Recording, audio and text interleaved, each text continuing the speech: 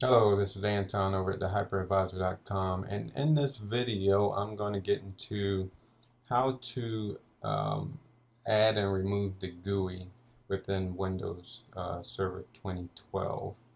Now, you may know that there's a couple different ways you can do the installation. You can install Server Core where there is no GUI, or you can install during the installation process, install the GUI. But you can actually either way you go, you can either add the GUI back to server core or remove the GUI from the GUI installation.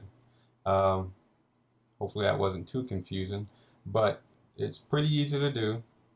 If you already have the GUI installed, we can do this from the adding remove feature from the server manager. Or we can go into PowerShell and we can run the commands from PowerShell to remove it from there as well.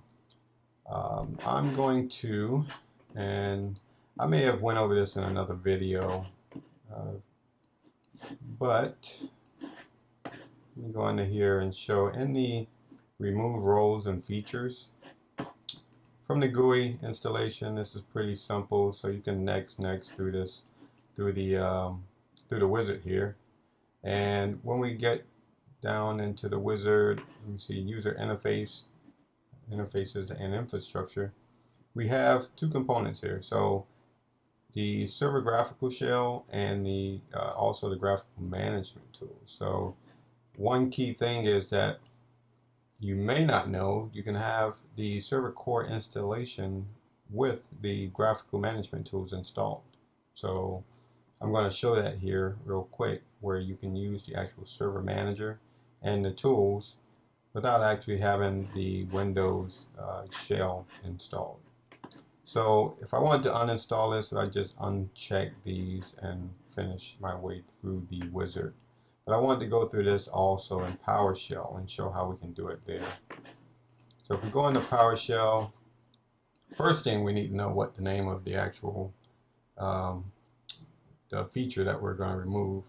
So what we can do is do a get Windows feature, and I'm going to throw up some wildcards here, and I know that the name is going to have GUI in it, so I'm going to go ahead and do star GUI and star here, so it'll get everything that has GUI installed in here. So it comes back with the two components. We can see here that they are installed with the X, and it's the server GUI management infrastructure and also the server-GUI-shell, which are both installed. So what I'm going to do is remove Windows feature. This is pretty easy if you know the verbs and some of the commands. You can tab the autofill, um, and also you can use the PowerShell ISE as well. So doing it from here, we're going to remove the server GUI, and you have to type the absolute name here. This will not take a wildcard or part of the name. So if I just do that, it doesn't like it. And if I do server GUI, it's not going to install everything that starts with server GUI. So let me go ahead and do this and do shell. Now you will have to reboot. You could put the reboot switch in here in this one line, but I'm going to run this as is and restart the system by just typing in the restart computer from PowerShell once this is done.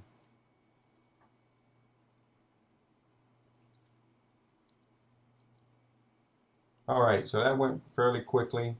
We're going to go ahead and restart the computer. Alright, now the system's restarted, and on the surface it doesn't look like anything's really changed. But if we go ahead and do a Control-Alt-Delete and log into the system here, we'll see that we come up to a command prompt, and guess what? Server Manager, which is configured to start automatically, magically pops up even without the GUI. You can see here there's no GUI in the background, and we're basically running just server core here. Let's go to the server manager properties just to give you a little tip. If you want to stop that from automatically coming up, you can go ahead and, you didn't see that, management, server manager properties, and tick the checkbox so it does not start automatically there. You can also change the refresh time in here as well. So I'm going to go ahead and do that just so it doesn't bug me every time I log in to the computer. So I showed how to remove the GUI, and we have to restart again the tools. If we go into the tools, see we have all the tools in here. If I wanted to use any of these tools, they will pop up in the GUI. Right here it's not running, so I pick the iSCSI initiator one here. We can see the properties of the iSCSI here in the GUI window. If I go into all servers here, right click, and I want to configure the team, I can configure the team with the GUI instead of using PowerShell. And this is in the server core version here. Okay, so let's go ahead and remove the management tools.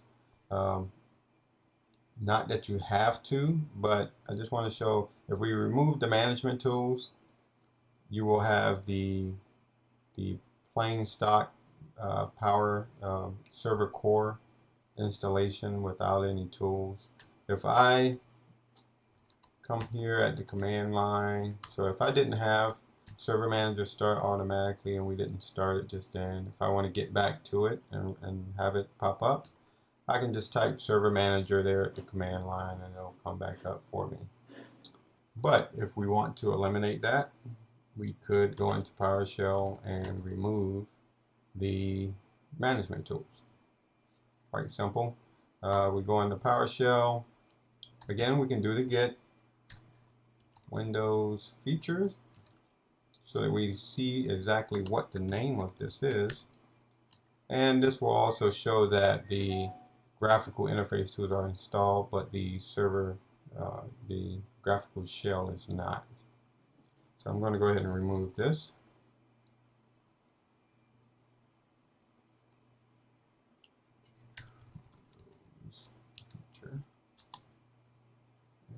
And what I want is server dash GUI dash dash infra.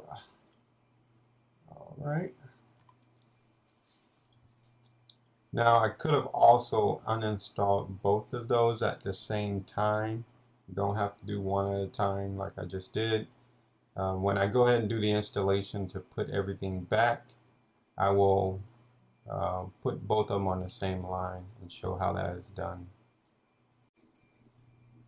Okay, that's done. Now we can go ahead and restart the machine here. Okay, here we are at this boring screen again. We're going to go ahead and log in. And now we're logged in. We have the command prompt is up. Just to test that this will not work, we'll go ahead and type server manager, and we can see that that command is not recognized. And also, we can go into PowerShell here, and we'll do the get Windows feature. We'll do the GUI here. And you can see I did not type the star there. So we can see that both of them are not installed in this case. So there is no GUI. We can't open up Server Manager as well because the tools are not installed. Now to go ahead and put everything back, all we need to do is do add Windows feature, which is of course the reverse of removing it. And we can type both of these on the same line, so we don't have to do these one at a time, reboot, and do the other. So let's go ahead and install or add both of these Windows features at the same time and put this thing back the way it was. And guess what? We go ahead and restart again here after it's done. Start computer. And once more, we'll go ahead and log back in. Just note that when you're installing both the Windows GUI shell and the infrastructure management tools, it will take a little longer for those to install and get all set up. So now we're back into the Windows Server environment here, and we can see that the GUI is installed. And also I'll go ahead and pop open Server Manager here. And we can see that Server Manager is also installed with all the administrative tools that gets installed here. So that's relatively easy. Microsoft has done a good job in getting the server core and the GUI installation to be able to be bipolar, I guess I'm gonna say.